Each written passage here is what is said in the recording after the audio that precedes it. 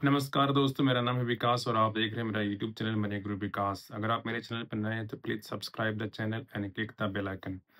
आज हम डिस्कस करने वाले हैं कि 2025 में आपको किस तरह का म्यूचुअल फंड्स और किस तरह के सेक्टर्स में मतलब इन्वेस्टमेंट करने से आपको ज़्यादा फायदा होगा, ज़्यादा मुनाफा होगा, राइट? तो चलिए हम एक-एक करके डिस्कस करते हैं। तो सबसे पहले है कि आपको जो है मैंने जो ये जो आप वीडियो बनाया है एक आर्टिकल के को रीड किया है उसमें जो एक बहुत सारे फंड मैनेजर्स ने अपना पॉइंट ऑफ व्यू रखा था, तो मैं वही आपसे डिस्कस करने वाला हूँ। तो सबसे पहले है कि आपको जो है मल्टी एसेट फंड में इन्वेस्टमेंट करना चाहिए 2025 में। अगर आप ऑलरेडी कर रहे हैं तो अच्छी बात है, लेकिन अगर आपके पास कोई मल्टी एसेट फंड नहीं है तो आप स्टार्ट कर सकते हैं। तो मल्टी एसेट फंड होता क्या है? मल्टी एसेट फंड जो होता है वो बहुत सारे जो है एसेट क्लास में इन्वेस्टमेंट करता है। जो डेट डेट बोलिए उसको, इक्विटी बोलिए उसको, बॉन्ड बोलिए उसको, इवन कि वो गोल्ड में और सिल्वर ईटीएफ में भी इन्वेस्टमेंट करता है, राइट? तो ये होता है मल्टी एसेट क्लास। इसमें आपका जो रिटर्न होता है लगभग 12%, 10 से 12% या 9 से 12% के बीच में बनता है over the period of like 10 years, 15 years में, राइट?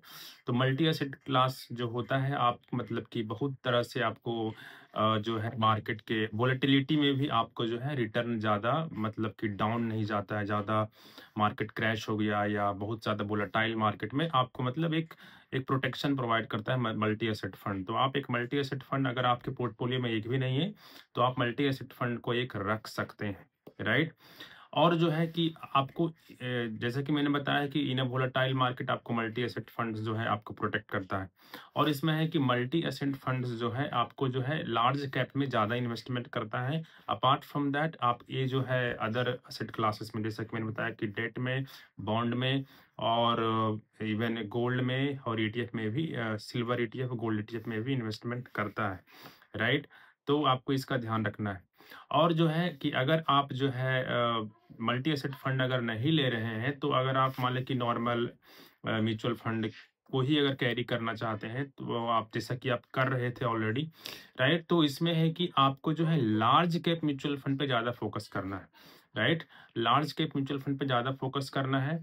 और जो है बाकी जो है स्मॉल कैप और लेट्स से कि लार्ज कैप म्यूचुअल फंड आपका 50% होगा और स्मॉल कैप और मिड कैप जो है वो लगभग मतलब 50% होगा। बाकी सारे 50% और लार्ज कैप अकेले 50% होगा, राइट?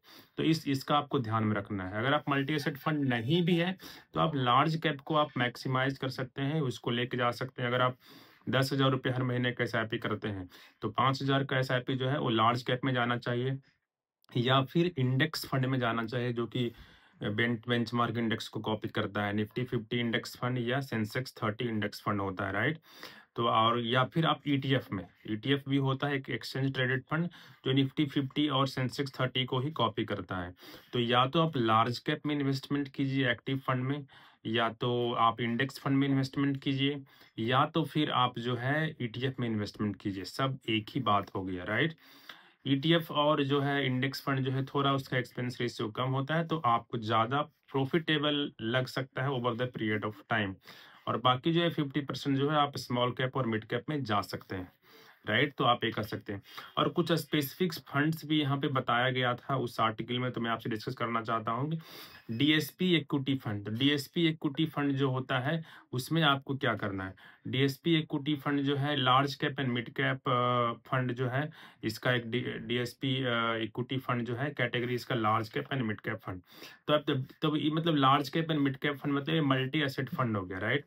तो मल्टी एसेट फंड हो गया ये, तो आप इसको कंसिडर कर सकते हैं। फिर एक कोटक मल्टी कैप फंड हो गया, राइट? तो इसको भी आप कंसिडर कर सकते हैं। फिर एक एचडीएफसी स्मॉल कैप फंड हुआ, तो आप स्मॉल कैप में अगर जाना चाहते हैं तो आप इसको कंसिडर कर सकते हैं। एक है कॉन्ट्रा फंड, तो कॉन्ट्रा फंड में भी आप इन्वेस्टमेंट कर सकते हैं, राइट? एक कॉन्ट्रेरियन फंड होता है, इसको बोलते हैं कॉन्ट्रा मतलब कॉन्ट्रेरियन फंड। तो इसमें अगर कॉन्ट्रा फंड में जाना है तो आपको एसबीआई कॉन्ट्रा फंड में आप जा सकते हैं, राइट? और कुछ सेक्टर्स बताए गए हैं कि कहाँ पे जो है अगर आप में भी आप अगर स्टॉक मार्केट में डायरेक्टली इन्वेस्टमेंट करना चाहते हो या राइट, तो उसके लिए है कि एक सेक्टर्स कौन से सेक्टर में पैसा बनेगा, या फिर अगर म्यूचुअल फंड में ही इन्वेस्टमेंट करना चाहते हैं तो आप सेक्टोरियल थीम में भी इन्वेस्टमेंट कर सकते हैं, उस स्पेसिफिक सेक्टोरियल थीम में इन्वेस्टमेंट कर सकते हैं, राइट?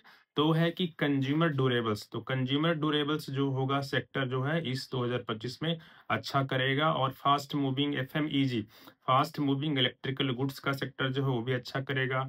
टेलीकॉम सेक्टर अच्छा करने वाला है 2025 में, और ऑटोमोबाइल सेक्टर भी अच्छा करेगा, राइट। तो यहाँ पे सेल्स ग्रोथ बढ़ने वाले हैं इन सब सेक्टर्स का। तो आप इस सेक्टोरियल थीम में भी, सेक्टोरियल फंड में भी इन्वेस्टमेंट करके आप मुनाफा कमा सकते हैं, राइट। तो इस बात का आप ध्यान रखिए, राइट। तो इस वीडियो में अभी हम इतना ही रहने देते हैं, फिर मिलते हैं अगले वीडियो में। अगर आपको मेरा वीडियो पसंद आया है, राइट, तो please like the video and आप चैनल पे अगर नए हैं तो प्लीज सब्सक्राइब द चैनल। फिर मिलते हैं अगले वीडियो में, तब तक के लिए bye bye, have a nice day.